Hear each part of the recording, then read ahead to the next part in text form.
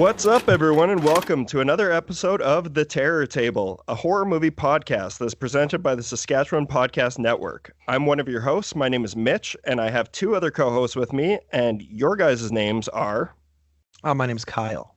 And I'm Boozy. We got the whole gang here. We are celebrating 200 episodes today.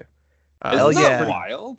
Is fucking nuts. I think we had all agreed that we weren't really planning on doing anything special for it, but we ended up trying to fit something in. We had someone lined up to come on the show, and that person is able to come on the show, but not for a couple weeks. So we have a really cool guest coming on the show.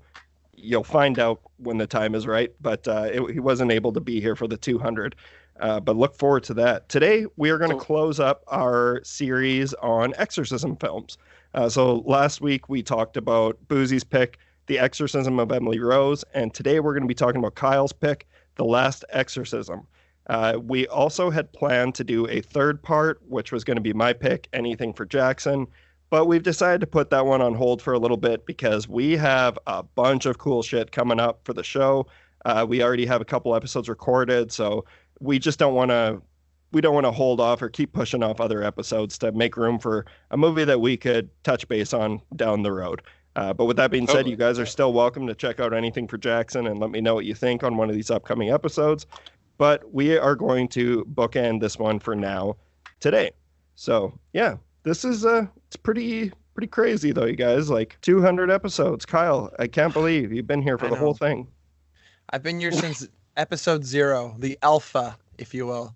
No, actually, I was just looking. I've been on since episode 143, which is actually a lot longer than I realized. So yeah, plus you were on twice before. True, I was a two-peater, you know. Yeah, you were what I referred to Scott Hamilton as a Terror Table Hall of Famer. Wait, I was a three-peater. I did a three-peat, and you kept me. You had no choice. Yeah, and we kept you.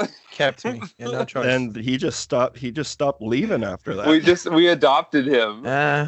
It's actually pretty easy to win you guys over. You bring 2 Colt 45s over, and it's like, okay, we'll keep them. It's so true. That was the classiest way to initiate. Yeah, but like we still have one hell of an episode planned for you guys today, and absolutely. we are celebrating something else really special.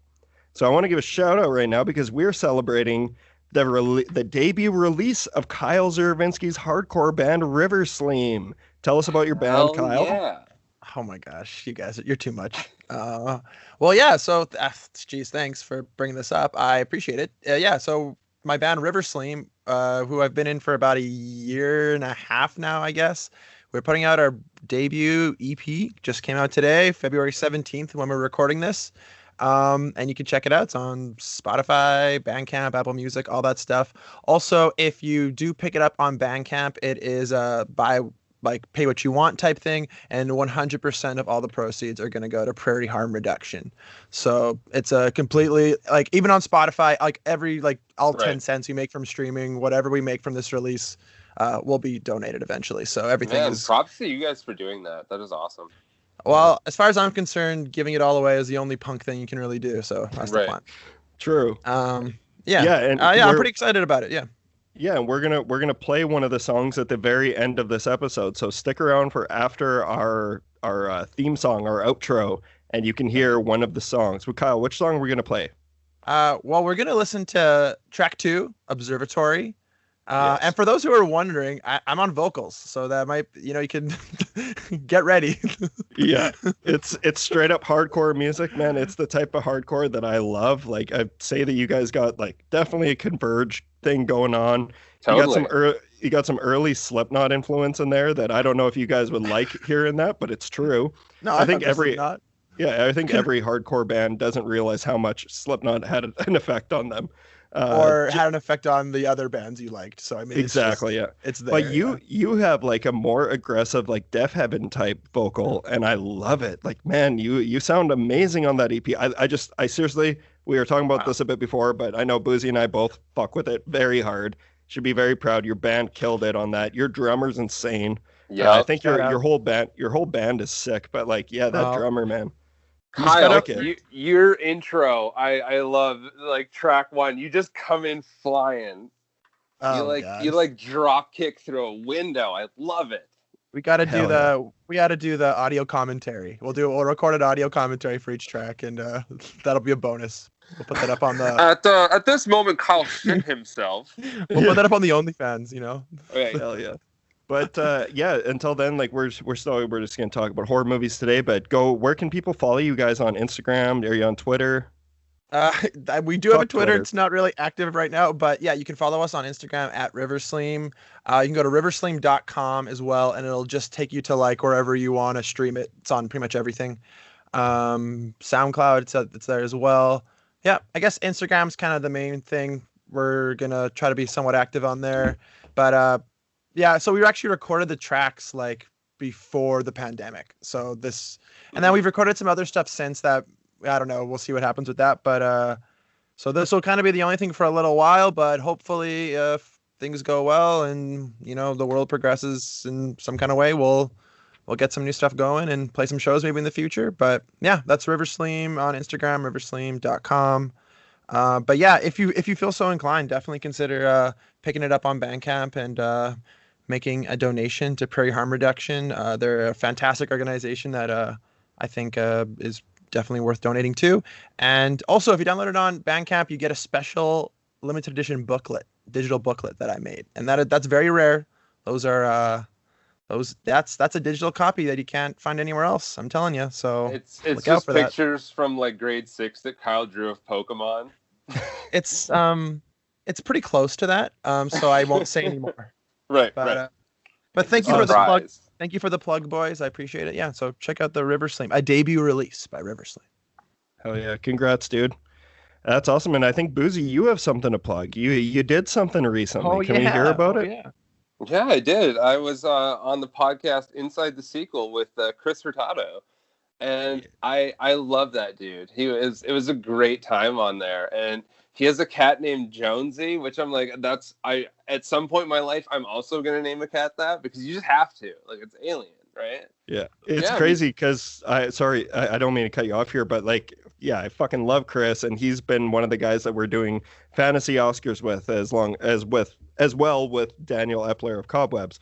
But the more I get to know Chris, the more I realize that he's just actually a conglomerate of both of you guys. I mean that in the highest praise. Like, he reminds me so much of both of you guys, and I knew it was going to be fun listening to you talk with him, Boozy, and that episode was great. Yeah, we talked about Jurassic Park: The Lost World, which I'm always happy to talk about Jurassic Park. Jurassic World maybe not as much, but it was a really fun time talking about that. And yeah, go check it out. Also want to say that, like, if he's a combination of us, he would be like a Megazord of us. Yeah, pretty much. Right. Or Voltron. He's like Voltron. All we need is like a guitar solo at some point to recognize that we've formed. Yeah, he's a great dude. And I think let's give a shout out to our sponsors this week. So who's our sponsor today, boys? I don't know which one of you guys wants to take it, but take it away. Direct West is a proud partner of the Saskatchewan Podcast Network. Is marketing getting in the way of running your business? Direct West has a local expert team right here in Saskatchewan that'll help you to build your website exactly how you imagine it. Let them help you improve your online presence, and head to directwest.com to learn more. Hell yeah. Thank you, Direct West. And thank you, Kyle, for that. Yeah, thank you, Kyle. You guys want to talk about... I'm Direct. And your West Side. Actually, that is very true. All right, you guys, let's talk about some horror movies. So what have you guys been up to? Who wants to go first? I think we should start with Kyle. Okay, so I have a bit of an unorthodox pick. Probably right off the bat, you're going to say, Kyle, this isn't a horror movie. What are you doing? And I'm going to say, you know what, Mitch? We need to free Britney. We need to free Britney. So you watched it? I watched it. I still haven't watched it. How was it? Tell our listeners what it is, because I'm sure there are still some people out there who don't know about this. Sure. And honestly, that's kind of the whole point of the doc, is like, it's a pretty unfortunate situation that not a lot of people know about. It's a bit of an enigma, honestly. True. So full disclosure, this isn't strictly a horror film, but I would put it almost in the true crime genre. I'm not even going to lie. So I'm going to go with that. This is a documentary by Samantha Stark. It's called Framing Britney Spears. And this is something that I had briefly heard about like earlier in 2020, but it's been going on for like over a decade. And essentially it's to do with Britney Spears's conservatorship, which, I mean, I'm not an encyclopedia to tell you what that is exactly in depth right here, but more or less it's saying that due to this conservatorship that is put in place on Britney Spears, the real human person, her father like controls all of her finances and her business decisions. Yeah.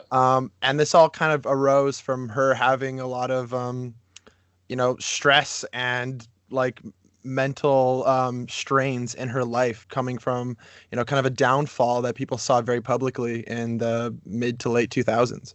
And unfortunately, it wasn't treated in the best way possible. Like, kind of everybody was dunking on her. It's still they're still doing it, man. It's pretty sad. But it was also easy to do it back in the day because, like, when a celebrity shaves their head, it's funny to kids. Right. Oh, without a doubt. Like, I think, unfortunately, that's the biggest thing you take away from this doc is like you realize, like, holy shit, we were pretty much all assholes, like to some extent. Yeah. Some more than others, I guess. But anyway, so the documentary does a really good job of kind of like, I guess, telling like the origin story of Britney Spears. I mean, everybody kind of knows that to an extent. Maybe not in 2021. I don't know. Maybe not. That's my first concert. Right. Remember you saying that. But which album was this around? It was Baby One More Time era. But this is like classic. I think 7 years old. You see stuff from that era too, which is pretty crazy. You see her like just like hustling in malls, like getting like a small fan base. But anyways, it gets really fucking dark, honestly, as the film progresses, because she's like this person that was, I mean, we've seen it with countless other, famous people. Amanda Bynes. Amanda Bynes, or even like lots of, I don't know. Yeah, I guess a lot of like child stars who grow up in the spotlight, like their lives are, manipulated in a really, really terrifying way. And that is bad in itself. But then this whole fact that like her father, who she did not agree to, she specifically said, if you're going to put this conservatorship on me, I don't want it to be my father, because they weren't close. That happens. And her life has been like pretty, I don't know the best way to describe it. It's been controlled. It's been controlled, and it's been pretty like unfortunate to kind of see like someone so like theoretically powerful and in the spotlight have no control. It's really sad, actually, to be completely honest. So question for you though, like, so I know like about the story, like how her dad's controlling all of her finances and everything. Did that start after she had her public breakdown? Yes. So like after the breakdown, or after, because that also kind of came out from the fact that she lost custody of her children. A lot of people tend to forget that. Like, I didn't even know that. It wasn't that like she was dealing with a lot of different things. I mean, I can't speak for Britney Spears, but like, like the fact that that all went down was a result of a lot of heavy shit going on in her life, and again, it's one of those things, like when you're watching this, you're like, holy fuck, like everyone was so fucking mean to her for no reason. Like, Chris Crocker said it best: "Leave Britney alone." Like that's he was right all along. He was literally right this whole time. So anyway, and the fucking crazy thing about this conservatorship, sorry, I won't spend too long on this, but the conservatorship is meant for like elderly people who are like unable to function for the most part. Because whether it's like a disability or, maybe they're losing some of their like just ability to do everyday tasks or like finances, things like that. That's what this kind of thing is for. And they label her a high-functioning conservator, but it's like, what does that even mean? Like, anyway, so it's obviously pretty. If anything, she's a pop hit machine. Yeah. And I think it also reveals a lot of like just general like sexism and misogyny in Hollywood, because there's fucking no way this would happen to like Justin Timberlake. Okay, so yeah, thank you for using that example, because that's I see people throwing some shade at him after this.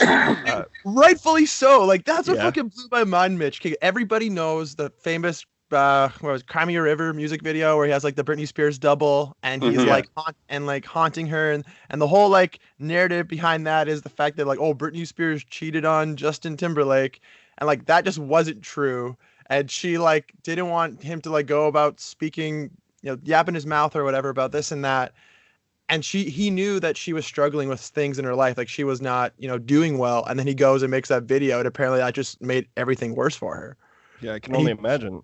And he did that willingly and knowingly, and he's now currently like being dragged on Twitter and has publicly apologized because he just came out and said, yeah, I knew I shouldn't have done that, and I just took advantage of the situation. Pretty crazy stuff. I gotta say, like, I'm not defending him at all, but I did appreciate his apology, at least, as opposed to a lot of these people who are, you know, having criticisms thrown their way, and they're giving basically non-apologies. Like, I don't know enough about it yet to really talk about it, I guess, but things like that are always tough. You know, I feel like when it comes to a public apology, you always kind of got to give it some time before you really give it too much praise, because it's clearly just reactionary. Like, he has to say something now. The chances of a guy like Justin Timberlake actually being the one to write his apology is pretty slim. Pretty unlikely.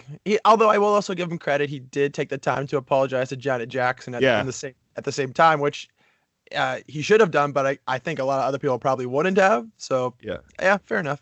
Anyway, Framing Britney Spears was a lot more terrifying than I thought it was going to be. I would actually recommend this doc. It's pretty interesting, and it's just crazy to think that this has happened to someone who is just like insanely high profile. If we have any like younger listeners, which I don't think we really do, but just to put into context, like Britney Spears was like fucking, like, what would you compare her to? Like Bieber, like even bigger, maybe. Probably even be comparable to the Kardashians back in the day, just for like, you know, almost nothing's comparable to that like family, but like a Billie Eilish, I guess. Like, if you think of like the biggest star right now possible, I don't know what you would say, but that was Britney Spears. She was like the fucking most famous person. I just want to say we do have younger fans. We have Georgia. Okay. Yes, we got Jeff's daughter. My bad. Sorry, Georgia. I hope you know. Well, I mean, I feel like she's a like neutral opinion on listening to it. So yeah. Okay, well, you know what I'm saying. Nonetheless, anyways. One of my buddies actually texted me after he watched it, and he's like, it's straight up a horror movie. He said he had trouble sleeping after watching it. I felt terrible, actually. So, yeah. Hell yeah, that's good horror. Anyways, check out, Framing Britney Spears. That's what it's called. Yeah. All right, cool. Boozy, do you want to knock one off? I definitely do. I got a lot to talk about this week, so I hope that it's cool with you guys.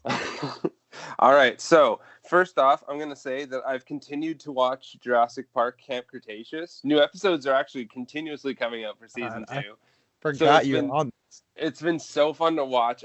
There are times where I feel like it really takes me out of it because it is so much a kids show. But then they have so many scenes that are just so reminiscent of a very classic Jurassic Park in terms of tone that really keep me interested in it. I think there are some definite like horror elements, and I think this is definitely one of the things that you know, for the younger kids coming up, that probably will shape them in a way that like early stuff shaped us. You know, having those small elements of horror within that. It's funny, like when you brought this up a couple weeks ago, I was pretty like surprised that this was like your pick to some extent. Not surprised in the sense that it was Jurassic Park related. That is not surprising in any amount at all. Right. Like an animated show from Netflix. But like since you've brought this up, I've like seen it pop up on quite a few things, and not even that, but like other Netflix animated stuff. There's like a huge like community for people who are like basically fuck like Cartoon Network or fuck Nickelodeon. Like Netflix animated is the shit, which I mean, I'm not super familiar with that stuff at all, but I still think like cartoons are cool. I mean, right. I'm wearing a Pokemon shirt as we speak. What can I say? Totally. But anyway, so I'm happy to know that this wasn't just like a weekend thing for you either, where you were like, hey, show's pretty cool, and that it's actually like connecting with you. That's pretty cool. That's pretty sweet. Yeah, you know, and I think the best part of it is just how much it pays attention to detail in terms of canon, because it is considered canon to the show. So a lot of it at the very start actually happens during Jurassic World, like the first one. They actually do have scenes with like the Indominus Rex, which is super fun, and they incorporate some scenes directly, and it shows the kids kind of interacting with it within a scene, and I think that's a lot of fun. I'm gonna have to watch Jurassic World. I still haven't seen it. Yeah, and I just want to say, like, if anyone out there is listening and they're really into Camp Cretaceous, you can check out our buddies' podcast, Let's Talk About Stuff. They did a full episode on it recently with our other friends' podcast, David Hopkins of Erie International. But I listened to the whole thing, and I didn't watch any of the show. But I do want to get around to it. But I was like, I guess more so curious as to how adults would respond to a show like that. Right. And they're pretty much, it sounds like they're pretty close to the same as you, Boozy. So it Yeah. seems like it's kind of one of those shows that's good for all ages, I mean, especially if you're a fan of dinosaurs and Jurassic Park, which Yeah, and I think it understands that a lot of the market it's targeting right now are the people who grew up with Jurassic Park and do have kids now. Right. So they're incorporating a couple of those elements. So, there's something for you're right. There is something for everyone within that. Yeah. If any listeners out there have good suggestions for animated stuff, you should let us know, because I'm always kind of curious. I feel like I'm always missing out on stuff like that. Cool. Yeah, I am gonna knock off 2 right now because the first one I'm just gonna briefly speak about, but I just want to say I believe it was our Exorcism of Emily Rose episode where I told you guys that I finished reading Don Coscarelli's book. Mm-hmm. Was it that episode or was that with Mitch? I can't remember when I talked about that. Either way, I listened to True Indie, Can't remember. The book by Don Coscarelli. You talked about it on the last Yeah. on the Emily Rose episode, yeah. Loved that book so much. I love that man. I found it incredibly inspirational, and it helped me with a lot of things. Put a lot of things into perspective for me as like a young film nerd and someone who wants to eventually be in that business. And so I decided to give him an email. I found his email online, and he responded to me, and he gave me like Wow. it was one of the nicest messages. I'm not going to read it on air, but I'm just saying, like, Don is the real deal. Like, he's just an incredible man, and he's had such an amazing career, and he's still taking the time out to message fans back. And he gave me some more advice after I talked to him, and it was awesome. So I just want to say, like, if you really connect with something that a filmmaker has done, like, try and reach out to them if you want, because I think they like hearing it. And it's nice to know that there's some really good people out there working in this industry, obviously. Yeah, shout out Don for sure. That's So that was awesome. But now to go on a completely other fucking route here. I've been waiting to talk about this for weeks. I saw this I saw this movie 3 weeks ago. I'm kind of nervous. I am here to talk about Run, Hide, Fight. Right. Right. You so- mentioned this in the chat that you were revved up for this. See, that's the thing, is I was, but 3 weeks have passed, but I think I can probably get there again if I just start talking about it. But yeah, so this is a new action horror thriller movie that's set around a school shooting. Yeah. Right. And that's the thing. Okay, so I'm one of those guys who doesn't believe in censorship. Like, I think to an extent, like, if something's going to be downright hateful and cruel, then there should be some kind of censorship on that. But I think people should be able to tell the stories that they want to tell, and people can decide if they're going to watch it or not. Right. I use the example on an episode that I recorded with what's the, oh my God, I'm drawing a blank on it. Elephant? Yes. No, well, that wasn't. Oh, no, it was like, if movies like American Sniper can exist, then why can't shit like this? Like, they're just as dangerous. It's just as bad to me. Like, I think it's in just as poor taste to make a movie that's so inaccurate. Like, it's odd justification. I totally get it. And people really poured over American Sniper when it came out as well. Yeah, it won Oscars. For no reason.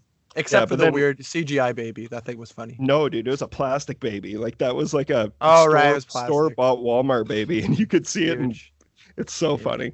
Yeah, fuck that movie. But you actually mentioned another one, Kyle, that Elephant, Gus Van Sant's Elephant. I really enjoy that movie. Well, I appreciate it. It's not it's hard to enjoy a school shooting movie. That's just the first one that came to mind because it's similar subject matter. Yeah. So this one, though, it's written and directed by Kyle Rankin. And the synopsis of it is 17-year-old Zoe Hall uses her wits, survival skills, and compassion to fight for her life and those of her fellow classmates against a group of live streaming school shooters. Oh, God.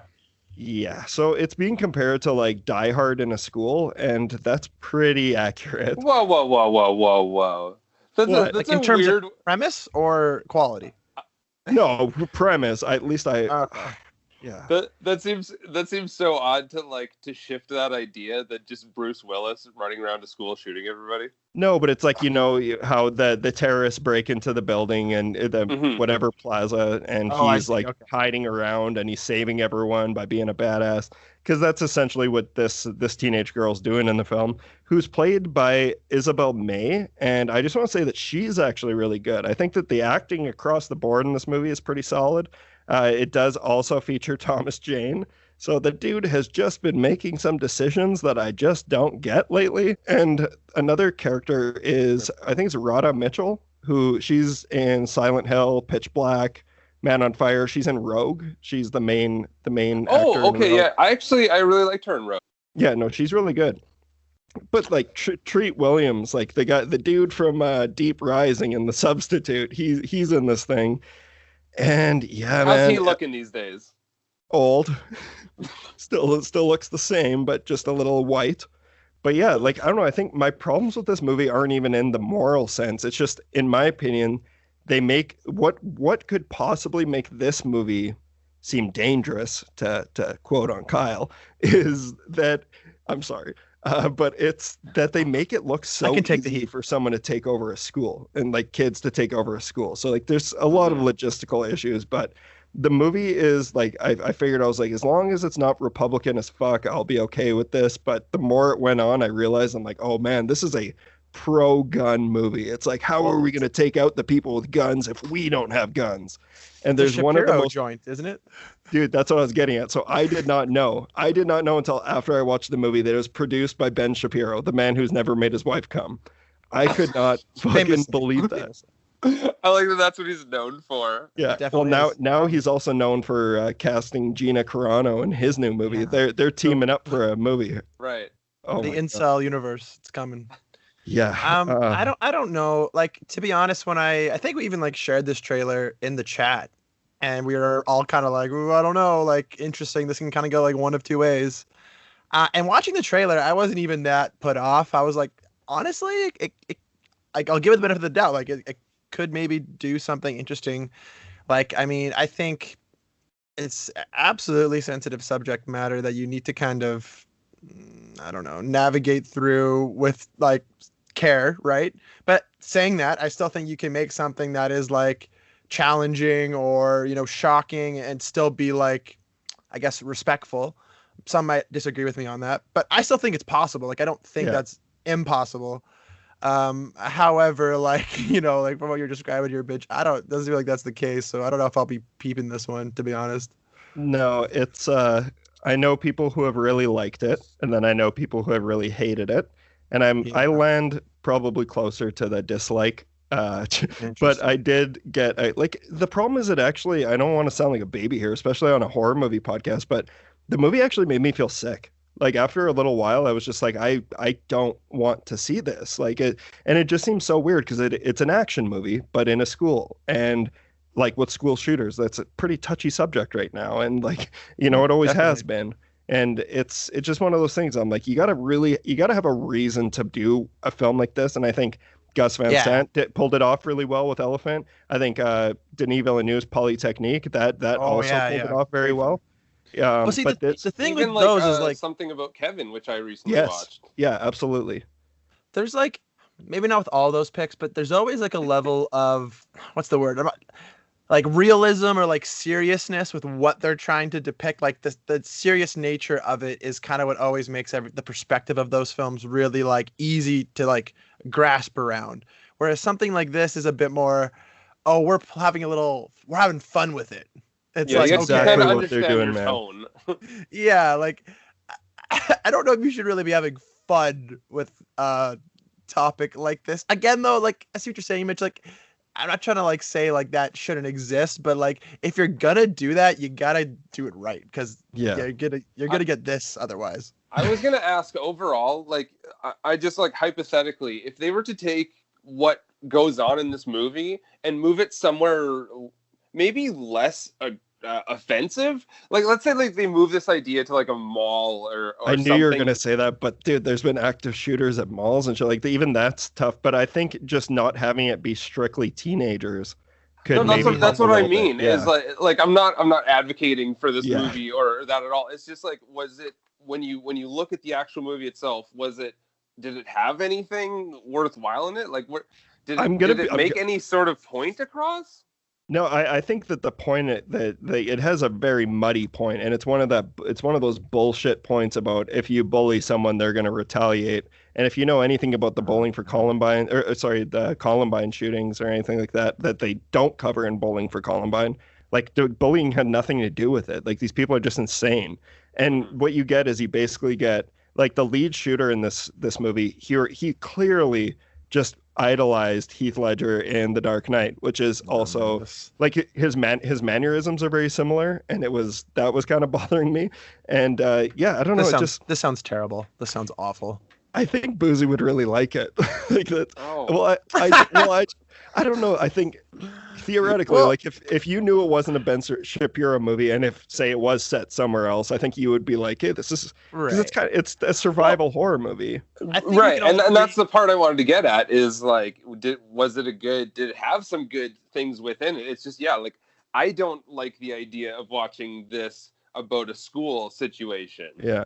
No, it definitely it has some intense moments. Like it's an effective movie for the most part. It's one of those ones that I don't know. It just to give you guys an example, like there's one super moody shot that includes a silhouette of a big truck, of a deer carcass, and Tom Jane as he listens on the news that there are active shooters at his daughter's high school. And it's like just a silhouette shot and he's listening, and then you watch him go and grab his sniper. Because he's going to take matters into his own hands. America.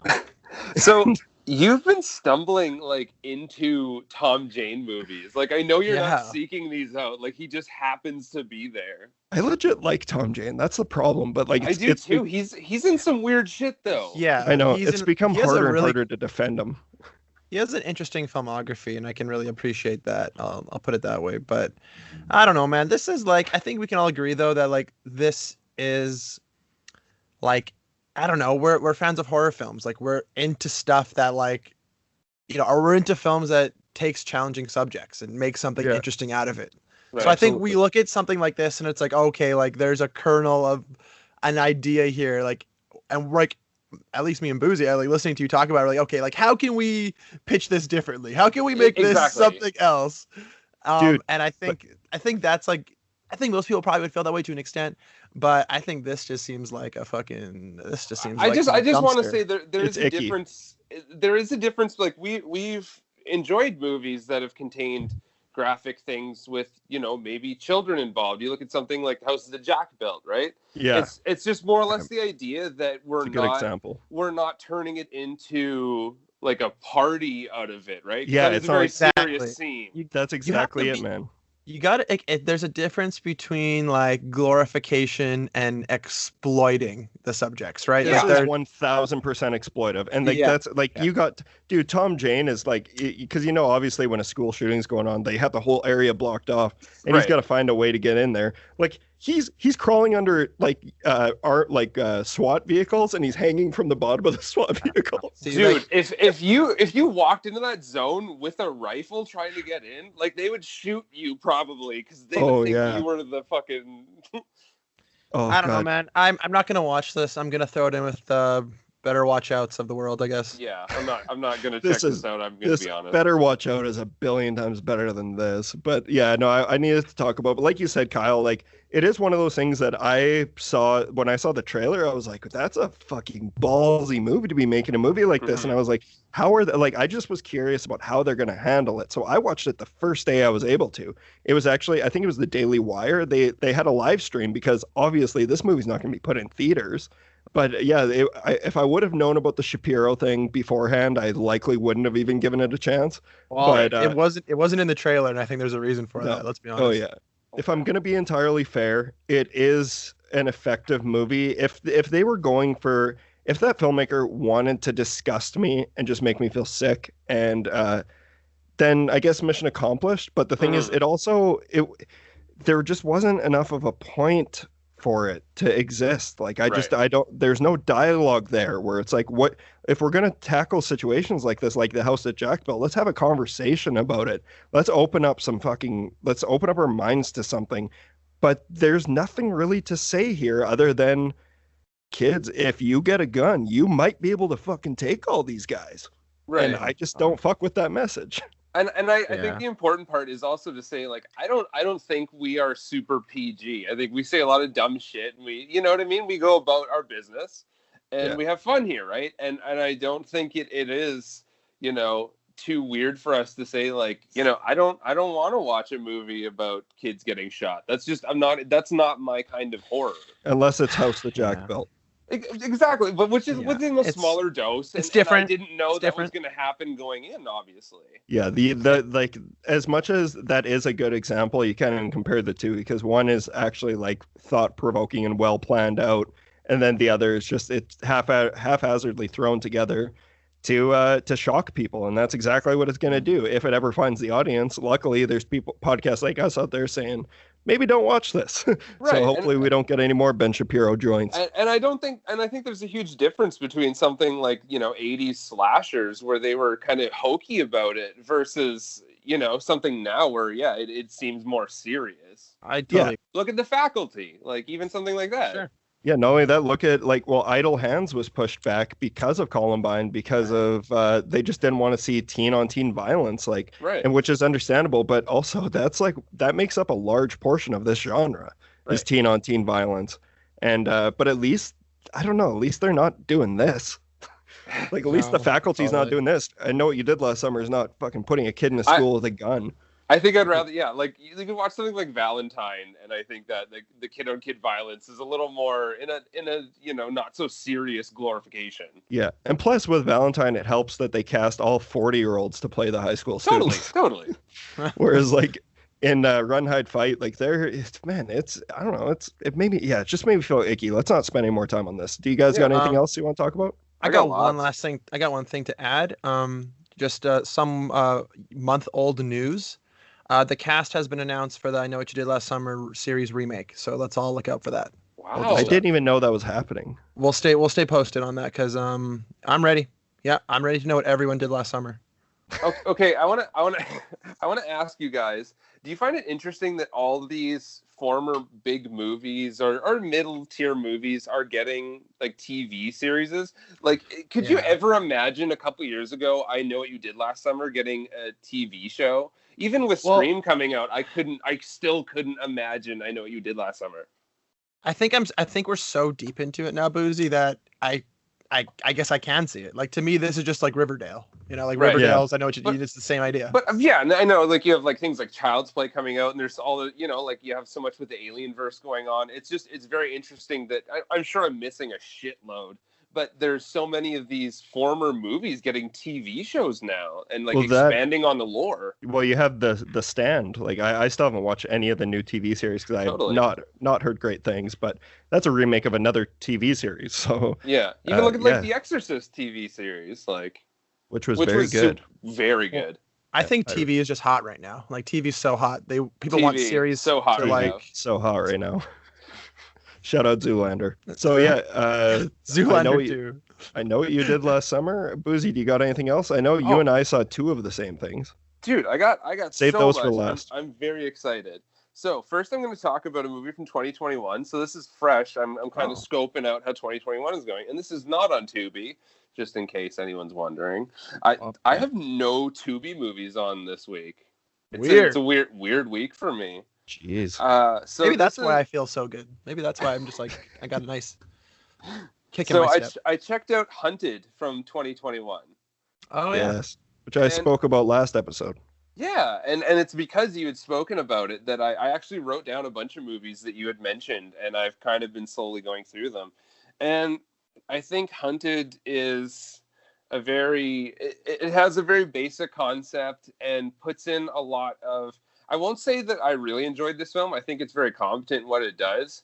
It's a little odd with its building of characters. Like, I don't know. I think, like, what did you feel like, Mitch? Like, how do you feel about what I'm saying? Like, well, I totally understand. I really liked Hunted, but I think I know what you mean by, like, the villains are very gross.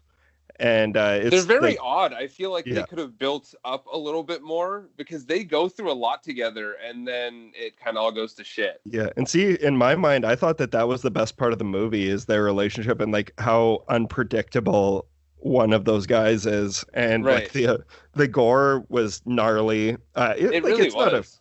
yeah, and it's not a perfect movie. There's some really silly. I think another thing is that which I didn't really talk about last week, but the kills and the extremity of things are a little all over the place, and it gets a Hmm. little silly at times. Whereas other moments are very realistic and grounded, but then it turns into almost like a effects gag movie at times.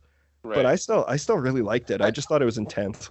I think maybe the problem for me is we spend a lot of time. This isn't really a spoiler. We spend a lot of time with the killers in their perspective, and it's kind of it made it harder for me connecting to the main character when it came to her being hunted, because a lot of times I didn't know where she was, and there are other characters that are introduced that are so off-putting, I guess, in a weird way. I Yeah. don't know. Just something about this movie rubbed me the wrong way, and I think a lot of people will really enjoy it. And I'm not saying it's made poorly in any way. Yeah, just it didn't hit for me the same. In my experience over the last couple of weeks of seeing people like get around to watching it, because like you said, it just came out this year on Shudder.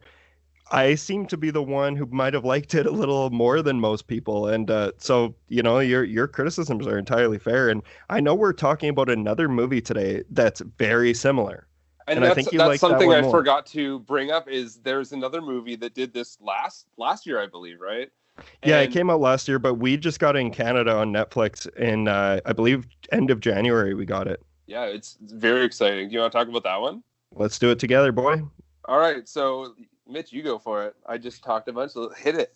Yeah, so we checked out Alone, which is a movie that came out last year. I saw it on a bunch of top tens last year, actually. So I've been looking forward to seeing it. Just finally came up on Netflix. It's on Netflix in Canada. So this is very, very similar to Hunted, but it deals with the topics that you were discussing about Boozy a little bit differently, and I think that's why this one's maybe a little bit of a stronger movie.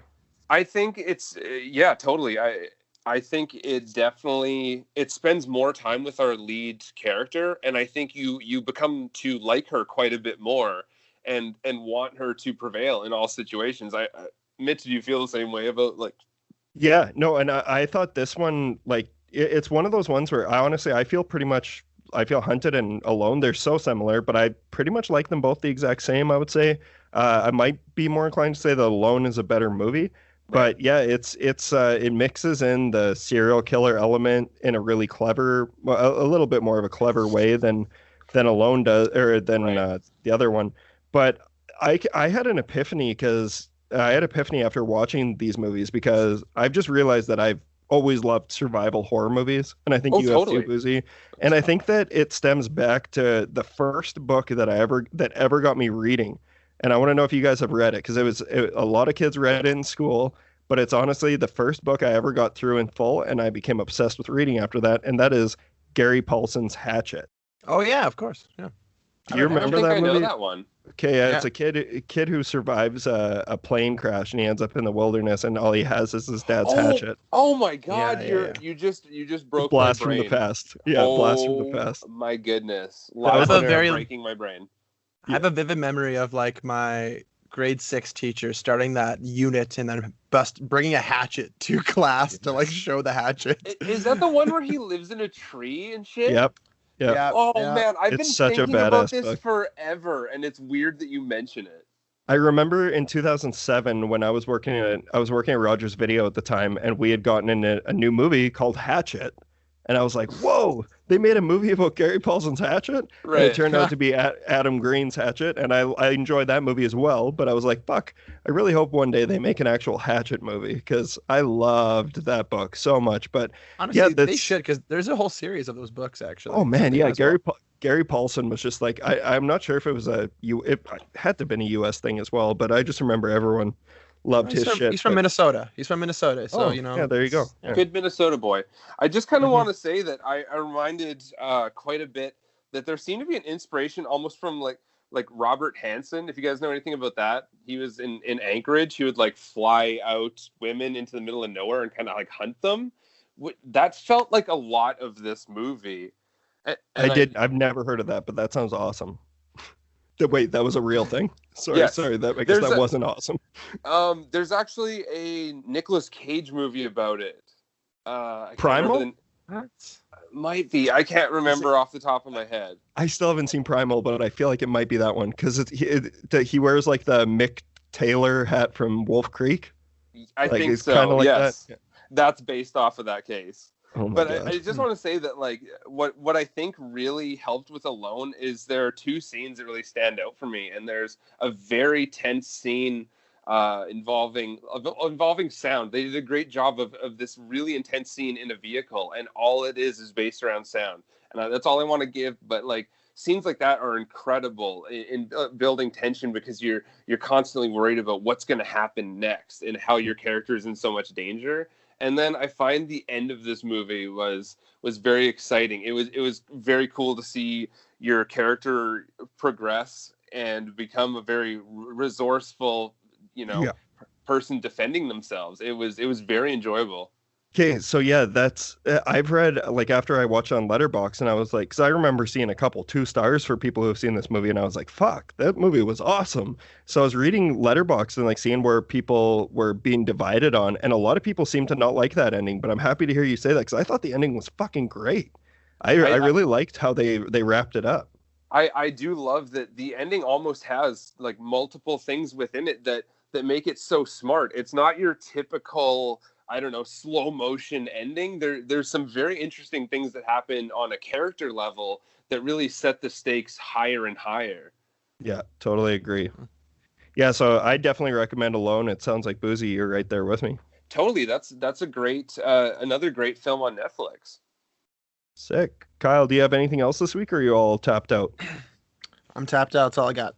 All right. You did great. You did great. Yeah, you did great, Kyle. Well, thank you. Be very proud of yourself. Yeah, sashay away, Kyle. Sashay away.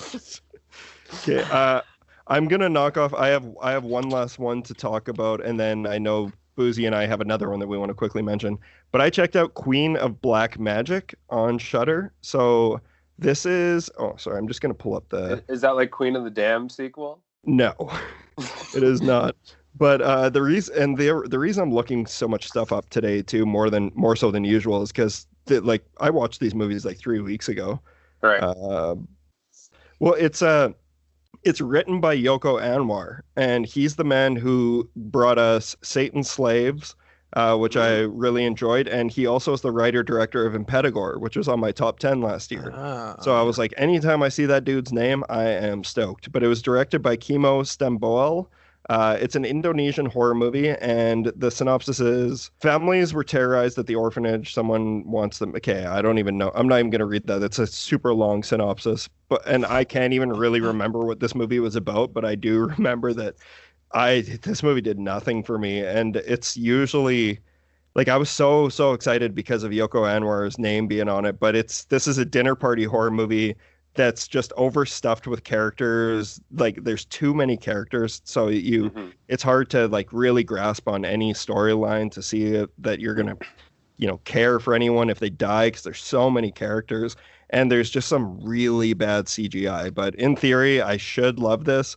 It's a witch cursing a large cast, and you just watch them all kind of kill themselves. And Mitch loves witch movies. Yeah, I do. Let's preface with that. Yeah, I love witch movies, and yeah, like it's just them all killing themselves while realizing they're being cursed by the Queen of Black Magic. But the gore is like really digital, and not in an Alien Covenant kind of way, because I actually think that the gore in Alien Covenant looks good.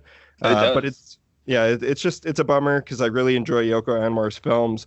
But it can't be compared to Satan's Slaves or Impetigore in my mind. There's also like CGI bugs, never scary, not scary. Yeah, bugs are one of those things that you should always be able to pull off a real bug gag if you want to.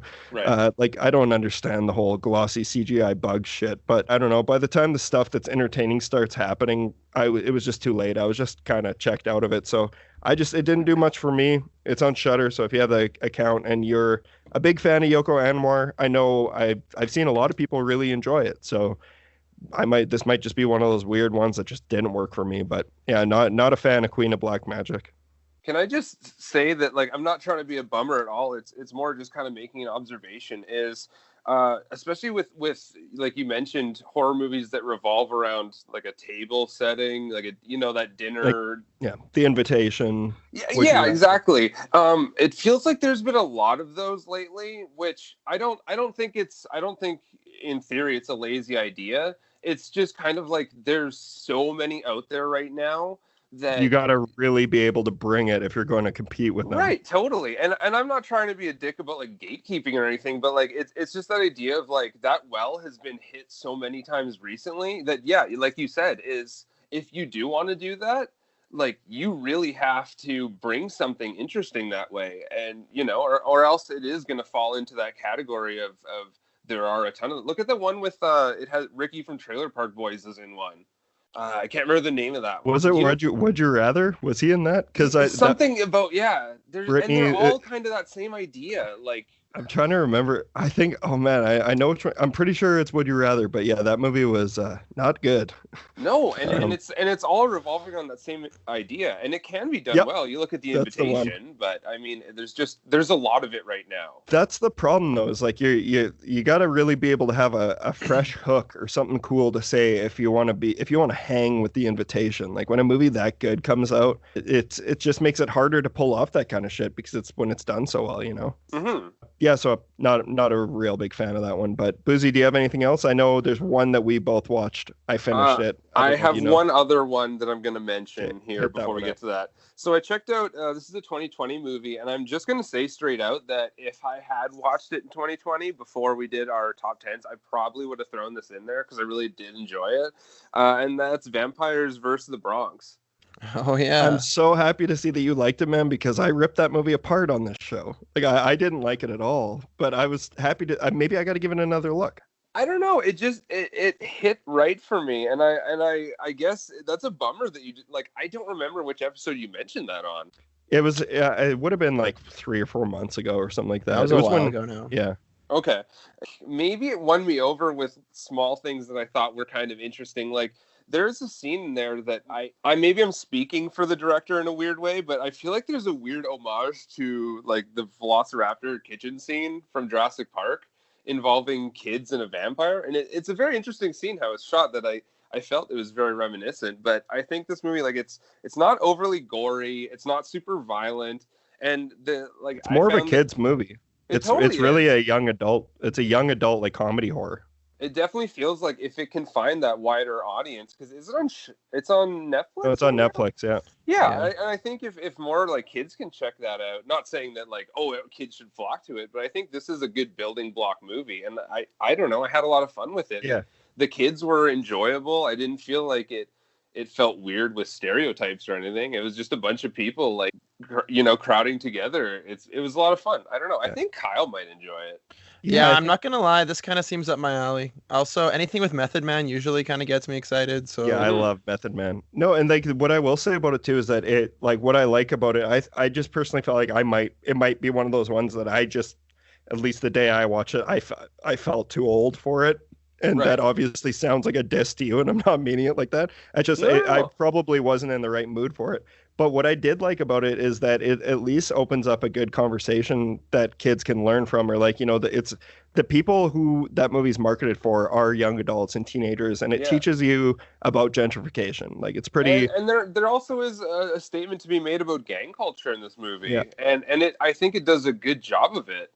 I think my issue too was that it's one of those stupid expectation things that I should have fixed before I went in. It's not the movie's fault that everyone was comparing it to Attack the Block, but I was like, and I can see why. Well, it's kids fighting a monster, but exactly. That's it.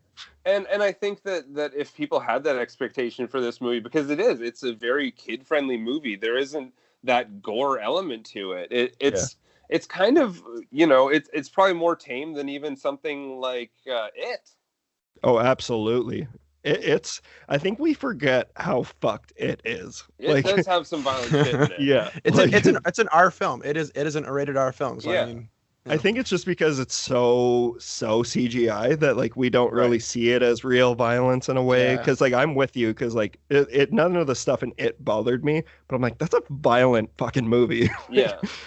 Well, but it yeah, also cool. has like the kids like as a central point of the film, and nothing necessarily like they're in danger, but nothing like grotesque happens to the kids. So you kind of just remember it as like a kid's adventure to some extent. Totally. I'm gonna peep game on Vampires versus the Bronx. This looks kind of cool. I mean, even when Mitch brought it up earlier last year, it actually kind of piqued my interest. But this seems like a fun watch. I don't know. I think the only thing I can say about it is going into it, like vouching for it, is that I had no real expectation, and I didn't realize it was going to be as funny as it was.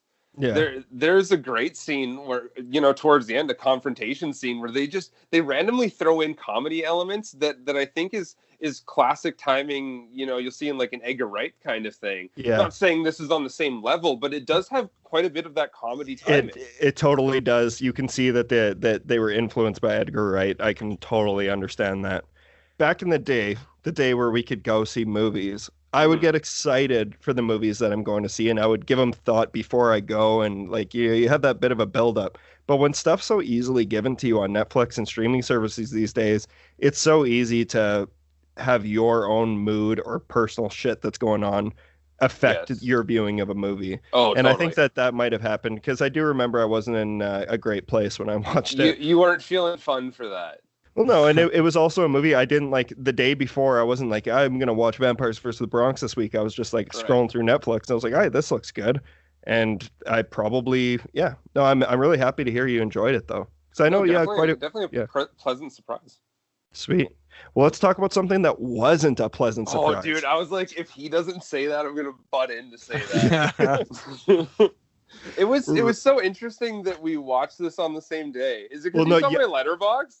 Well, what happened was I watched the first half hour, and then I was like, it was really, really late. So I was like, hey, I'm going to finish this in the morning. And then I woke up and I checked Letterboxd, and Boozy had given it a 2-star rating. And I was like, ooh, Boozy doesn't hand ratings that low out like all the time. No. So I was like, so it honestly made me more intrigued to finish it, which I did. I know you spoiled some things for me before the movie even ended. Well, you're like, dude, stop. With your permission, I didn't just come and throw it out, because you were like, should I continue? I have like 45 minutes left. And I was like, I don't know. Yeah, like, okay, so we're talking about the new 2021 reimagining? Reimagining? It's turning into Texas Chainsaw with this series. A soft reboot? Wrong turn. Wrong Turn, the movie that spawned 8 fucking sequels. Yeah, it's not called Wrong Turn 9 or whatever. It's that. I think that's when they do the back to their roots thing. Is they just call it the same shit. Look at Halloween. What I'm imagining this is, and I know this is something that you guys probably can't relate to too much, but I grew up a fan of the Leprechaun movies. I watched all the sequels, even like Leprechaun in the Hood and Back to the Hood, and then when they announced, I know Kyle's shaking his head here. Hey, Ice-T is in those movies. Yeah, so that has to be okay then. It's gotta be good. But no, like when I remember Leprechaun Origins came out, and it was like, hey, we're rebooting it, and it's going to be like a serious, like gritty Leprechaun movie. And it's like, and then that movie was like somehow worse than Leprechaun in Space. Like it was, right. I feel like this is almost the exact same thing. I don't think it's like, it's not a horribly put together movie. It's just not good either. This is not a good movie. Oh, dude, I am so angry with this movie, because I didn't really watch all of the trailer when this came out. I did like the cover art for it. The poster's sick. Yeah, and I was very intrigued with it. And then as the story unravels, because it starts you off with a bunch of really unlikable characters. I don't know how you felt, Mitch, but they were just unlikable. Let me cut in here for a second. Okay, so this movie, it offers a near royal flush in the diversity department. So it has like, you got your people of color, your gay guys, and like you have every kind of person. I hate when people go like, oh, they went the woke route, but it's like, this is a prime example of how poorly it can be handled. You can't just throw every type of person into a movie and tell me that they're all going to be friends on a road trip going camping in the woods. It's like, none of these people feel like they would have been friends. Do I have an issue with any of these types of people? Not even, No. not even slightly. I was intrigued. I was like, oh, that's cool. Let's see where they're going to go with this. And then I realized that it's like they literally just did that to check off a box to make them feel better about themselves. To be like, we have a very diverse cast, but man, yeah, this movie it bothered me as well because it's an almost 2 hours, hour and 50 minutes. The audacity of this movie to be this fucking long. I'm serious. Yeah, and normally, like, I know also I'm sure there are people who listen to us and are just like, fuck, like, what's their issue with like movies that are like, we're partially joking sometimes, Right. but like there are times where a movie like this does not need to be 2 hours. If you're gonna give us That's a a 2 hour crime. movie, It's a crime. I'm gotta looking have at a this point. fucking image right now of Wrong Turn 2021, directed by Mike P. Nelson, and you're telling me that this is almost 2 hours long? Yeah, There's so many other things I'd rather be doing. You know dude, what? I watched the whole thing. I think the problem with it in terms of that length is we're not trying to be dicks about the length of it just because we're like, we don't want to sit through that. It's that this movie never figures out what story it wants to tell, and it basically resets like 3 times. And like I talked to Mitch about this. Well, obviously because not everyone here can see our conversation. Yeah. I guess I'll just bring up the fact that like it made you try to care about several characters, but then they were so easily cast away, or it made no sense. It's really super sloppy. They're taking all of these ideas from other recent movies that have been successful, like Midsummer, but having no point to it and no actual end result. It's like and I know that people get angry about me with pointing out plot holes in horror movies. I know I shouldn't do that, but fuck me, this movie is just nothing but plot holes. And it's just stupid from front to the back. Like the dialogue is absolutely ridiculous and deplorable. Like I just thought it was rough, man. And the story itself is so lazy. It's lazy and pointless. Everything about it is pointless. I think that's the biggest thing we can take away from that is if there was some sort of conclusion to this film, it would be fine. It literally resets itself at the end. I don't know if that's to set up a sequel or just because they once again didn't know what the fuck they wanted to do with it. But the story that they tell is so odd. They incorporate so many different types of, like Mitch said, stereotypes. And I think this movie is going to age like milk because you're going to look back at this and say like, why were they trying so hard? Like they're pointing out their level of catering, and then I admire what they were going for, and their message throughout the film is loud and clear. But it's concerning that there are likely a ton of dumbasses out there who are like the hillbillies in this movie. Like it's one of those movies that also bludgeons you over the head with its message. It's like, yeah, dude, trust me, we got the point in the bar scene within the first 10 minutes of what you're trying to point out in this movie. Like with the rednecks who come up to them in a bar and go like, you're like it. Oh god, there was just some weird straight up racism to make you not like these characters, and it comes back to kind of bite the story in the ass later. Right? That's all I want to give away. Yeah, is that it really shoots itself in the foot with that. Yeah. Wow. I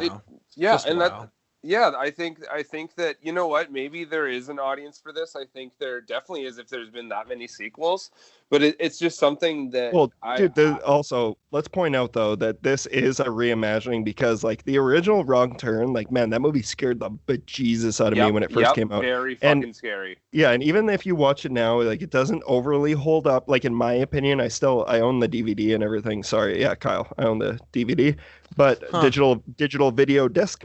But that's interesting. So you're telling me you own the DVD, not the Blu-ray. I'll write it down. Yes. So can I bring this up for the next like 45 episodes and just kind of see where that lands over time? You follow your heart. Kyle. Okay, but no, like this, like those ones, like even I only saw Wrong Turn 1 and 2 because I watched 2 because it's directed by a guy like Joe Lynch. Like I enjoy his movies. He made Mayhem recently, which was really fun.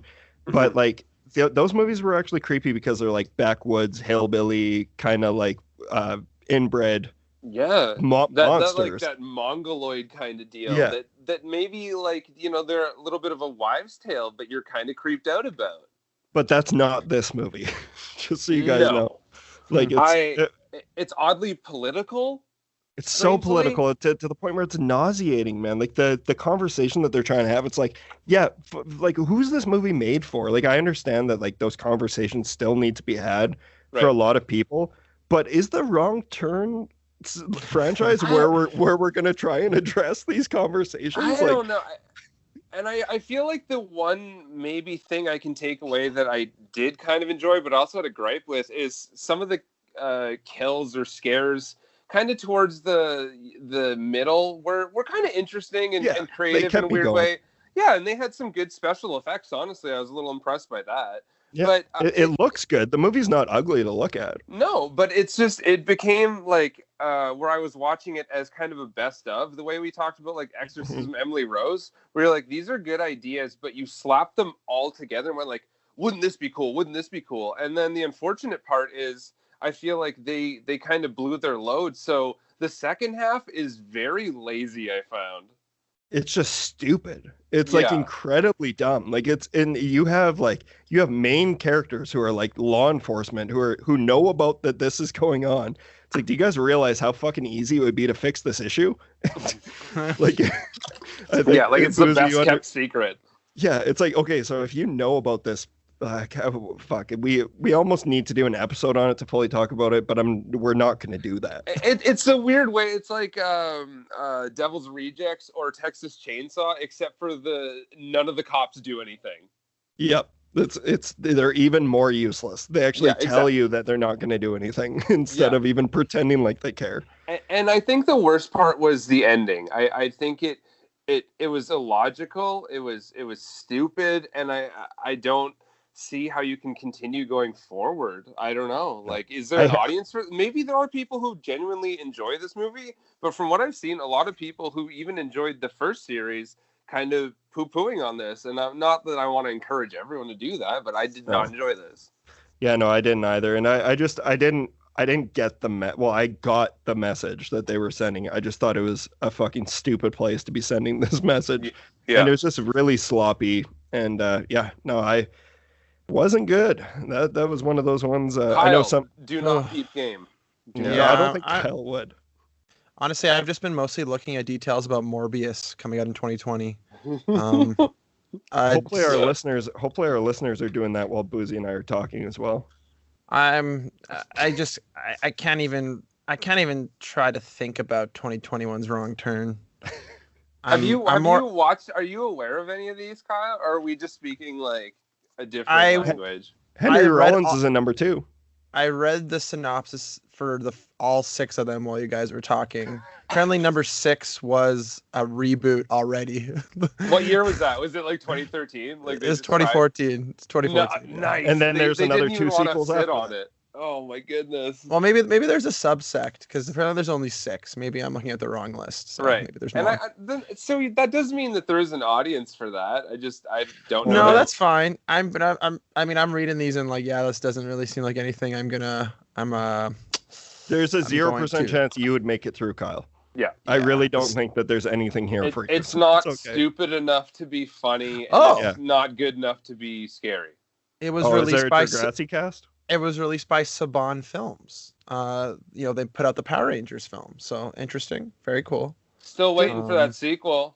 Didn't hate that Power Rangers movie. No, honestly, still waiting for that sequel. Kind of fun. Kind of fun. I think we mentioned a Megazord earlier in the show, so there's the connection there, right?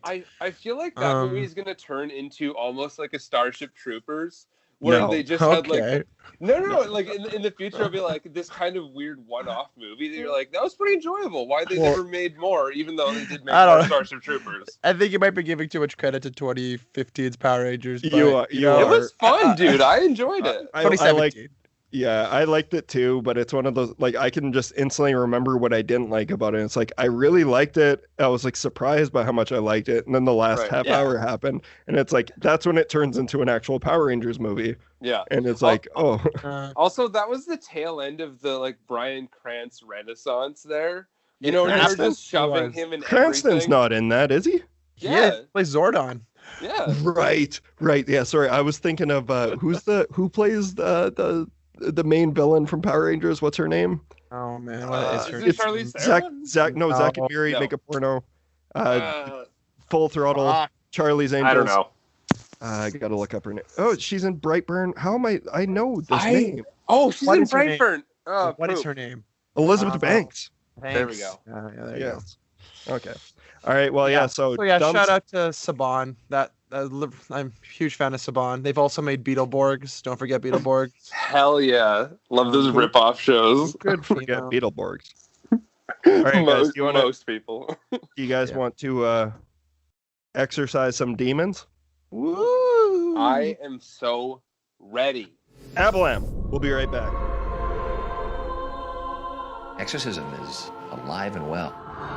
The Bible is filled with demons. If you believe in God, you have to believe in the devil. We're looking for the Sweetser farm. You want to make a U-turn, and then I want you to go back where you came from. Please, go! Seems like the end of the road.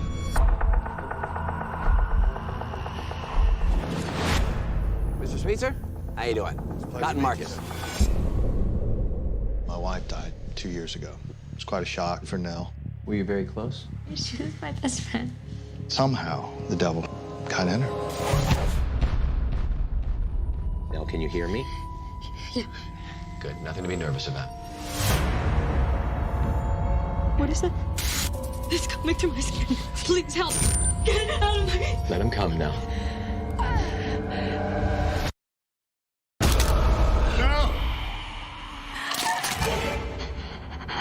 Where's Nell?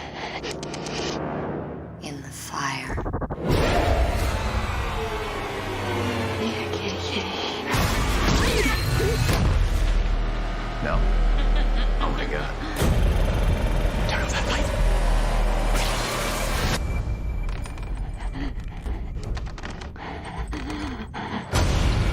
Let's get out of here. If you can't save my daughter's soul, I will. Leave this girl. If I beseech our Lord, you may be able to stand a while for the devil. In the name of Jesus Christ, I command thee to be gone!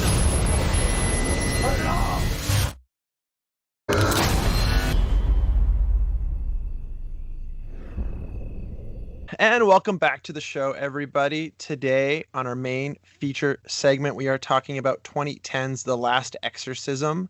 This is kind of our double feature, our back-to-back picks, I guess. A couple weeks ago, Boozy picked 2005's The Exorcism of Emily Rose, and I chose this one.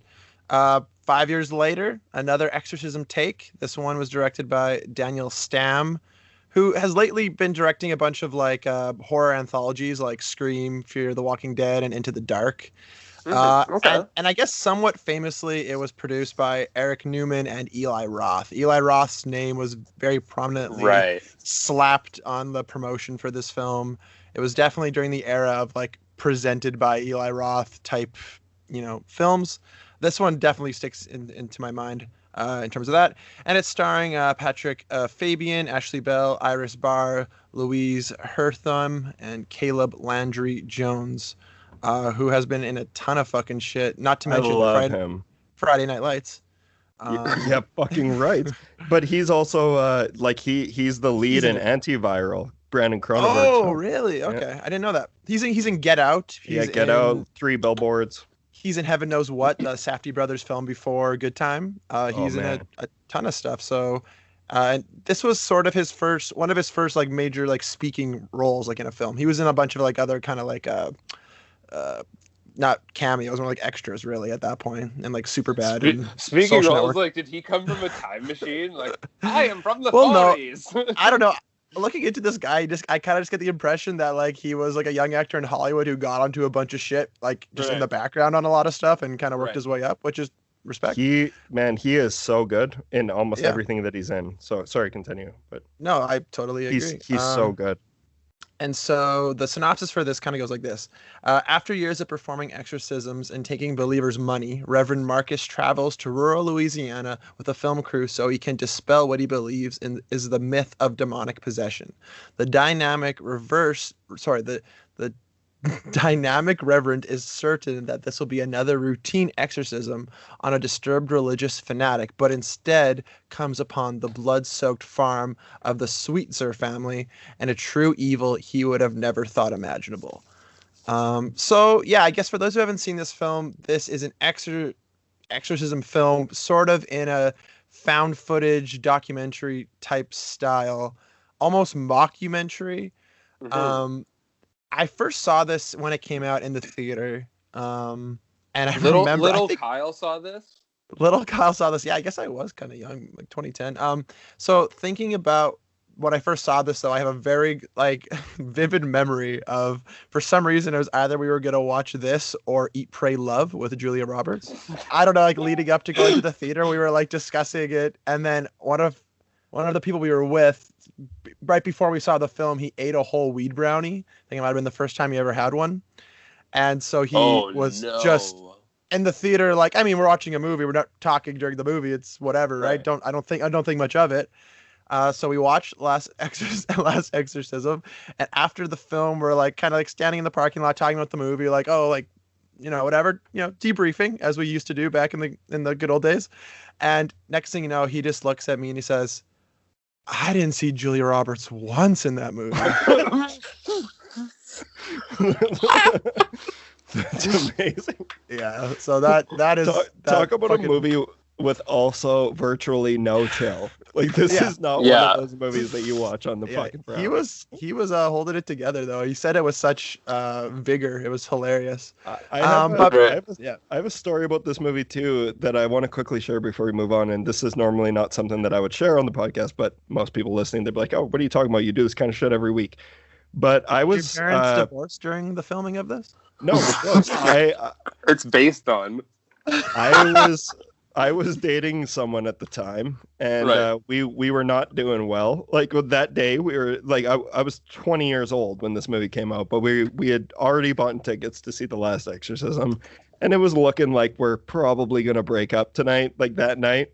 And we went to the movie, and we didn't talk at all before the movie started. And I was like, this is so awkward. I just want to get this movie over with so we can break up and move on. And we watched the movie, and this was at the time where I was still getting scared from movies, and I wasn't completely desensitized, but we were both so scared that we didn't break up. Oh my god. Because we like You needed the protection after. Dude, it brought us together. Like, it was like we both knew. It was like, it's over after this. And then the movie ended, we're like, holy fuck, like, that was awesome. And like, we were both really into it but scared. Right. And then we get back to my place, and it was like, yeah, no, you can stay the night. And you know, eight years went by, and I kept dating her. Well, there it is. There you go. I just want to say, Kyle, in terms of your group's decision making, like options, I feel like it's those weird game shows where they come down to the final prize, and it's somebody who like really relates to the one prize and then doesn't at all to the other one. Do you know what I mean? It's like, you're either gonna get like a boat or a new kitchen set. That's my favorite. That's my favorite part about Kyle, is there is no logic. There's virtually no logic to his decisions, but his decisions always pay off. Well, thank you. I appreciate that. I think I do kind of like to live on the risky side of things in that regard. Right. I guess I will say, like, beyond the Eat, Pray, Love fiasco, I do remember thinking, like, all right, like, I remember even thinking then, like, okay, this seems like a movie just trying to like get some buzz off Eli Roth's name for some. I don't know why at the time Eli Roth felt like this mammoth. He kind of is still to an extent. Well, but dude, Hostel has value. Was huge. Yeah. Cabin Fever, like he was an indie horror gem at the time. I remember to some people. I remember at this point in time, there even kind of just being a little bit of like a weird taste in everyone's mouth, because it kind of seemed like this was Eli Roth's film, but it wasn't directed by him, type thing. That's exactly it. When I was 20, I thought he directed it, and it wasn't until the credits where I was just like, oh, Eli Roth didn't even direct, because I was like, God damn, that's the best Eli Roth movie I've ever seen. Well, exactly. And so that was actually it. I remember just being like actually like pleasantly surprised. I kind of went in, I don't know why I was so skeptical, but I remember really feeling that way and leaving the theater being like, holy shit, like that like really did something different. And I'm sure we'll get into this. We absolutely will, maybe later on. But I really feel like with this film, the ending is sort of like a make or break type thing for a lot of people. Right. For me, it really, really works. And I actually wasn't sure if it would again, because I haven't seen it since I saw it in the theater, and I wanted to Right. watch it again for the show. And my taste in movies have changed a lot since 2010, so I don't know. But anyway, yeah, that's kind of why I wanted to bring it to the table. Okay. I just want to throw in my, like, I don't have as good of a first time story for this. So like I did go see it in theaters, and I remember it scaring me. So I'll give it that. And I don't think I remember like hating it as much. I think, like, not to get too into it, but I'm okay with the ending. So it is what it is on that front. And I just want to say that I do remember the last time I watched it before rewatching it for this is like 2 summers ago, my AC wasn't working, and it was, maybe this is longer too. It was when Hereditary came out. And yeah, and I just wanted to watch possession movies after for a while. So I was in my basement watching it, and like I was so tired I didn't want to cook, so I just would like order pizza. But like it was a good time, and I kind of enjoyed it the last time I watched it, and yeah. Huh. So my stories aren't as exciting. I gotta say though, like you feeling comfort in it is kind of interesting, because like the first like 20 minutes almost feel like a mockumentary. Like it is kind of like oddly comforting in like a comedic way. Does this like that is something I do not remember actually very well, is like how much this feels like an Office spoof for the first like 15 minutes. And yeah. I think that's integral. Yeah, I think that's integral storytelling wise, because it does kind of boot you into, like, I don't know how you guys felt about this movie. Okay, that's kind of what I want to get to. Yeah. Okay. Well, I want to get into, first of all, yeah, I love this movie. I still really love it. It's one of those movies I've seen so many times at this point, where every time I watch it, I'm doing it a disservice. But it's because it actually had such a it had a big impact on me when I first saw it. And then when I watch it at home again, I really liked it. I own the Blu-ray now, and like I've said, I've seen it multiple times. But I think that the movie is made by its ending. I love the ending of this movie. I think it's fucking gnarly and it's memorable. You're never gonna forget. What was the movie where I don't want to spoil it in case we do spoilers, but you don't forget an ending like that. It's fucking insane. Right. But the thing the thing that I liked about it so much is we talked about this when we were discussing Host from last year, where the good thing about that movie is it cut out all the found footage bullshit of the like building up characters. That's like, it's hard to develop characters in found footage movies without it being so forceful and everything. And it's always like, okay, let's just get past this part so we can get to the spooky shit. But in this movie, I like that, like how we were talking about, it almost feels like a spoof. It's because like you're feeling like this, it's one of those cliche, generic, almost overdone tropes in the religious horror genre about the priest who's losing his faith, but it's handled in a really intelligent way. Like I really connected with like I think it's funny, and then it becomes instantly not funny when the Caleb Landry Jones, is that his name? Yeah, I think so. Yeah, yes. I think that's his name. But when he first shows up, it's like I remember just like the air in the theater gets sucked directly from the room. And everything gets real. And then it's Ashley Bell who takes us to the finish line with a fucking amazing performance. I think she is so goddamn good in this role. I also, before we close up today, I want to talk about the sequel, because I did see that in the theater. Oh, fuck. Yeah. Have you seen it, Boozy?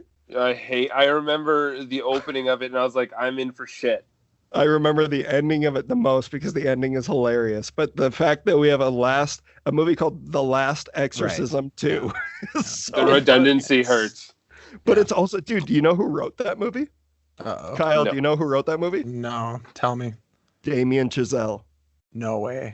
Yeah, director of fucking Whiplash, La La Land.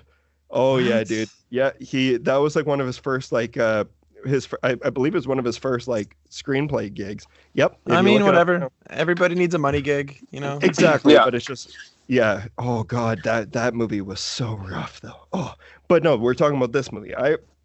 It is funny really that love it. exists though. The fact that exists is pretty hilarious. And also it disproves, like I remember leaving the theater for this one and being like, man, that Ashley Bell, she's someone who's going to show us, she's going to be a big name someday.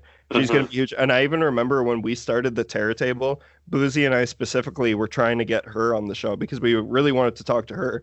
But she actually has a massive following online, but for something that's not even film related, I can't remember what it was. But I think she's more so like involved in other things that aren't film right now, which is totally cool. but I thought her performance in this movie was just fucking wicked. She could contort herself in really like actual gross ways. Yeah. And that's what made the movie so effective. Like the barn scene, and the scene that kept me up at night was the one where she's on top of the dresser and she's just peeking at them. Like that scared me. It's because like she's not it's not like you're casting fucking Jessica Biel in this role, you know? Like I think they did a really good job with casting an actual real person. But also, you guys, what the fuck is with exorcisms on farms? Like, it's a great setting. You're never gonna have a suburban exorcism because then it's like, oh, everyone went to the neighbor's house. Well, yeah, The Exorcist, which is in Washington, but at the same time, and like Conjuring 2. Yeah, but I think that's what made The Exorcist. Almost everything about The Exorcist is what made it so good and perfect. But with these types of movies, I think because this movie has that conversation with the audience about, is she actually possessed or is it guilt? Right. Yeah. And I think that's one of the most like, as far as that conversation being tackled, I can think of few examples better than this movie. And I do think that this movie got unnecessarily hated. And I think a lot of the hate for this movie also came from the fact that it did have Eli Roth's name on top of it. I think you're right. Absolutely. I just want to say, to kind of add on what Mitch said, is about Ashley Bell. That was kind of a point I wanted to hit on, and kind of reflecting on our episode, our Emily Rose episode, which one of the biggest problems I had with it is I can't remember the Emily Rose, who played Emily Rose offhand, the actress, but Jennifer Carpenter. Ashley Bell fits so much better as that young kind of, what would it be? Like endearing would it be character, or not endearing, but you feel for this character. You want, she's so sympathetic.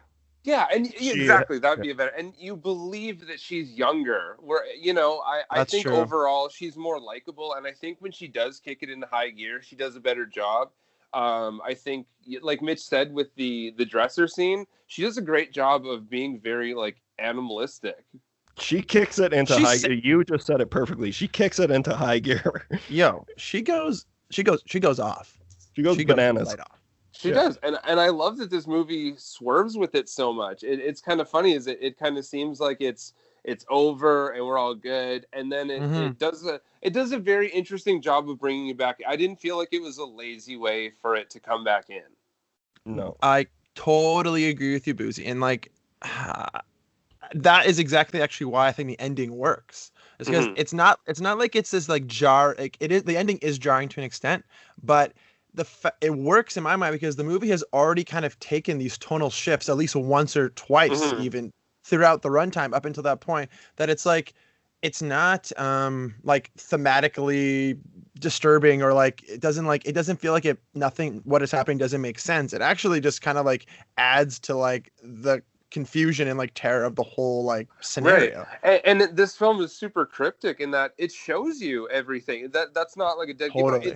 It tells you in like, not to reference Hereditary again a bunch because we thought we were going to kind of slow down on that, but like it does the same thing that Hereditary does. It shows you these breadcrumbs that you go, oh shit, after watching this, Well, it even actually gets away with it easier than that, in my opinion, because it does use this documentary style, and it allows it to be an easy, like a more digestible viewing experience for exposition dump. It's not like it's not like there's a monologue. There kind of is monologues, I guess, in a way, but we're so, like, as like just, I don't know, fucking humans who exist and watch documentaries throughout our whole lives. We're used to that format, and it's easy to like take it in, and it utilizes that in a really, really interesting way, because I think these feel like real people too. I think that does help, is they feel grounded. Totally.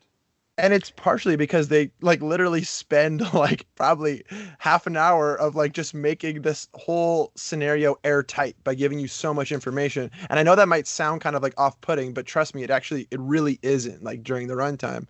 I mean, if I haven't made it clear, I actually really, really enjoyed this movie. I was kind of skeptical, like how I would feel like 10 years later, 11 years later. But I was like pleasantly surprised again, to be honest. Like it's a super tight little horror movie. It really is. And it's only 87 minutes. We just need to make that short.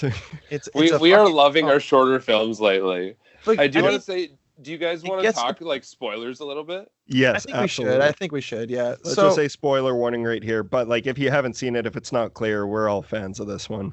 Definitely recommend. Okay, so now they're in spoiler territory. So clearly, this ending is sort of like, in a way, the movie feels like pretty grounded to an extent. Like, obviously, there's some like crazy like animalistic stuff, like you were talking about, Boozy, like leading up to the ending. But it's all within reason of like, yeah, a person could probably fucking do that. Well, yeah, she's just breaking her finger. She's breaking her fingers and bending her back. She's not bursting into a giant ball of flame. Talking about before, I thought you were talking about more like when she was like on the dresser and stuff. It's like these are semi-believable things, like whatever. Well, but even you're right, like breaking your bones, like, hey, that's like pretty like intense. But you're right, like not like out of the realm. The brain is a thing that you can force to do weird shit. Exactly. Oh, yeah. And so we get an ending where there's literally an antichrist like figure come like get born and then thrown into a fire to reborn Abalam. And it's a little like, even me saying those words out loud sounds so hokey. And I mean, I guess in a way it's a little hokey, but I don't know. To me it works. It really works. I'm all here for it, man. I fucking like, and I think that they totally earned that payoff, because I will never forget while I was in the theater, and I was genuinely scared the whole time, and then I was like a little fucked up from it. And when Cotton, the priest, he's driving away after they realize that it's like she's just dealing with suppressed guilt. It's because she got pregnant by this guy in this diner or whatever. And I thought, I was like, you know what? That's something I've always wanted to see in a film, where it ends where it's realistic and it's like, she's dealing with guilt possible. But then when the last 5 minutes is him turning around and then it turning into everything, like, dude, I thought that was wicked, and I thought they pulled it off perfectly. And I didn't see it coming. Like I will never forget the shock where I was like, holy shit. Like the scale of that ending is crazy, and it's so admirable. I loved it. I just want to say that I love how in this movie, I know it's such a serious moment, but I found so much hilarity in it and the base value of when they actually do confront her about that it's not an actual possession, is because she says blowing job. And I love that it stops all tension, and it's like the priest going like, "You fucking moron! Yeah, you fucking idiot!" Yeah, it's like it went get from a hold like of wind, this guy. Yeah, went from wind blowing to like this 16-year-old blowing job. It's like, straighten your fingers out and get out of here, you rascal. Yeah, I love what's the guy who plays Connor? What's his name again? I just said it. It's Patrick Fabian. Patrick Fabian. Yeah, he has some really interesting like energy that is like a mix between like Chris Hansen and Chris what's his name? Fuck. He does have Chris Hansen energy. No, in a very I wrote way. it down. I'm fucking it up. Fuck, where did I put it? He has energy that is like the guy from fucking The Bachelor. What's his name? Oh my god, I know who you're talking about. Chris Harrison. He has energy that is Chris Hansen and Chris Harrison put together. It's really That's exactly what it is. It's very unique, and I'm really into it. And that's what also works too, is because he is kind of this like joke, right? In a way, like he's kind of like a shitty guy, basically, more or less, to an extent. I mean, he's trying to. He's kind of he's a hokey roadshow kind of dude in a weird way. I mean, I guess. I don't know. I guess in 2012 we would call him an anti-hero, but I don't know. Like in a way, because of that, like you sort of, as a viewer, you're okay for like some shit to happen to him. You know what I mean? I buy him. Yeah, absolutely. Yeah. Totally buy him. And it's kind of like the situation he gets himself in. You're just on the ride for it. Like you're there for it. And right. I think that's what really works, especially in those like moments where it is him and Ashley Bell's character, Nell, when they're like, kind of going at it, I guess, or she's like going full Soul Calibur on him. Like there's sort of this like, there is kind of this like tug of war type thing that works pretty well. And I don't know, her performance really shines near the end. I think like that is pretty evident if you watch this film, but right, it does it in a way that, I guess this is my only gripe. The only thing that is like apparent watching it is there's kind of like, your jump scares. Like that's like there's a lot of like these like timed like sudden moments. The pacing scares. Yeah, and I think that kind of just sort of makes like the the formulaic aspects of the film very visible. But I mean, that's kind of beyond that. I think the film really, really shines. I think those are the only things that really hold it back. I think the script is oddly fantastic, and I think the way they executed this is like in a way that is really familiar but unique. And I mean, and to me, that's kind of like the fucking best thing you could get, right? Right. You want something a found footage exorcism movie could be awful. I remember going into this movie with pretty damn low expectations. Right. Totally. I just want to say with the Nell character, with her being a lot more likable than the Emily. I'm not trying to shit on Emily Rose, but it's a good comparison right there because they're super similar. Well, one's a modern classic and one is just a little bit better.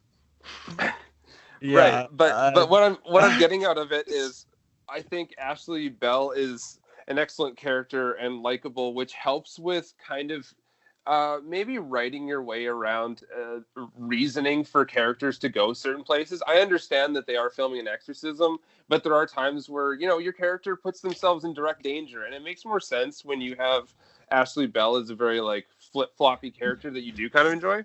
But yeah, the movie's just fucking nuts. Like I love the whole that whole scene of her like bending and naming off all she does. You count all of the exorcism tropes in that one scene of her in the farm, but it just works so well. And even like Kyle, you had mentioned that it does have like those jump scare moments and it's formulaic and everything. I'm like, I agree, but I also think that that's exactly what this movie set out to do, and it's what the movie is. Like, I don't think it's ever trying to be more than it is, and that's one of the things I really like about it, is it's just trying to be an effective, fun horror movie and actually creep people out.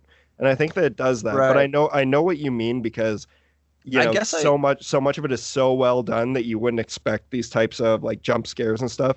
But I think it's not even that. Like, I think it's like trying to be better than it is or something like that, but I just feel like the rest of the film is really successful when it's not doing that as well. So it's kind of just like a choice that is pretty like jarring to me when I'm watching it, because it's like, damn, like that probably could have got left out or probably could have been done in a different way. But I mean, I'm not going to harp on it too much. I mean, that would just be my only thing. Like, sometimes I feel like I need to make sense of like why this is like a 3.5 and out of 5, and like that's why it's a 3.5. Do you know what I mean? You know what, Kyle? It's okay. 3.5s can be modern classics. That's totally fine and understandable. Right. Boozy, you look like you were going to say something. Let's keep talking without Kyle. I just want to say kind of like an ending note from my perspective. Like, I'm looking through my notes here and I'm pretty much out. I just want to say that as far as found footage movies go, I would shift this into it's in the good pile. I mean, obviously we've talked so much about found footage and where everyone sits with it, and I would say that like this is a better representation of found footage in terms of the supernatural, even if you want to like go really specific. I don't know if that scene at the end would have been nearly as powerful if you weren't watching it from a steady cam in the bushes. Like, that's one of the things I loved about it so much, because it's like actually you're with them where they're like, hey, where the fuck are they? When they walk into her room and they see all the like pentagrams on the wall, it's like, oh baby, yes. Yeah. And then, but little did I know that I was about to see them actually birth a baby and throw it in the fire. The son of Satan. It's so yeah, that's fucking. I live for that shit. Body snatchers, kid falling out of the helicopter, or baby yeeted into fire. Which one? Baby yeeted into fire, hands down. Sure. Yeah. Oh, I also love when Cotton rolls into like he runs into the field to try to like, I don't know, save her. I guess someone yells, "Gate him! Go gate him!" But there was nobody around. Did you notice that as soon as the fire started, it was everything was gone. They had to like clear set. But it's also like a sick geet, like go gate him. You don't hear an audible geet very often. So Kyle, I just want to suggest, Mitch kind of talked to it before, is don't watch the sequel. Don't think about the sequel. I mean, if you want to look it up, but you know what? They could have had something. I know that we're kind of roasting the title of this and how, like, if they are going to make a sequel, there probably could have been a lot better things they could have done than whatever the fuck that was. Yeah, it's Ashley Bell, and then her boyfriend, I remember, is the son from Unbreakable, but he's all grown up and he looks the exact same, just taller. Right. Weird. Which I'm sure people would say about me. There could be a weird way that they could have made it into like a Halloween thing where like it was from a different perspective the same night or some dumb shit. I don't know. Yeah, or like, well, look at, like, honestly, even though, like, I don't think the second one's very high quality, but it's kind of like 47 meters down, where it's like they don't go 48 meters down in the sequel. It's just another shark movie. It's like you could have went that route. Like, I think if anything, that just goes to show that they didn't have a lot of faith in the movie actually performing to the point where it'd be sequels. I think they're probably just capitalizing off like, hey, remember that title, and hey, like Eli Roth was attached to that, you know, like No, that's true. It was though. I think it was probably just one of those Walmart like, hey, I didn't know that was a sequel, you know, like. Yeah. No, well, I don't have a lot left to say about this one. I really enjoy this movie, and I hope people listening have they enjoy this movie. And if you haven't seen it, I definitely recommend checking it out. Do you guys have any other last thoughts? It's pretty much all I got to say. I definitely agree with you, although I think this is, I don't know if I'd consider it a hidden gem, but I feel like it's one that people maybe aren't checking back to very frequently. And I think like we don't let this one be forgotten to time. Yeah, absolutely. Yeah. All right. Well, this was fun. This was the episode 200, and we will be back next week. We got some exciting stuff coming up over the next couple of weeks. You can expect part 2 of the Fantasy Oscars draft to drop on this channel. You can expect an episode on Sallow, or the 120 Days of Sodom, that has already been recorded, that I recorded with my friends Scott Hamilton and Adrian Begran. That's going to be coming up. And we got a bunch of other really fun stuff planned for the show. So we have no intentions of slowing down, but stick around for this song. Let's introduce it, Kyle. This is Observatory by River Slim. There we go. See you guys next time on the Terror Table.